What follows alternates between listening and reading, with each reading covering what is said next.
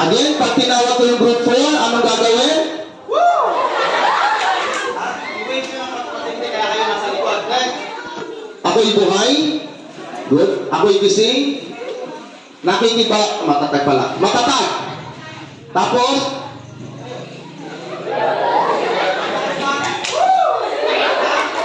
hindi natin. Mabilis na. Para hindi pa ako nakapag-lesson, bro. Ako'y buhay. Good. Ako'y gising. Matatag. Good. Sabayan na lang ang room para mabuhay sila. Okay. Tuloy na natin. Makinig ha? Ako'y buhay. Ako'y gising. Tapos na yung pangapat na grupo, paupo pa lang kayo. Kaya tuloy natin. Ako'y buhay. Ako'y gising. Nakikiba. Matatag. Okay? Ulit. Ako'y buhay. Ako'y gising. Matatag. Good. Ako'y gising. Ako'y buhay. Matatag.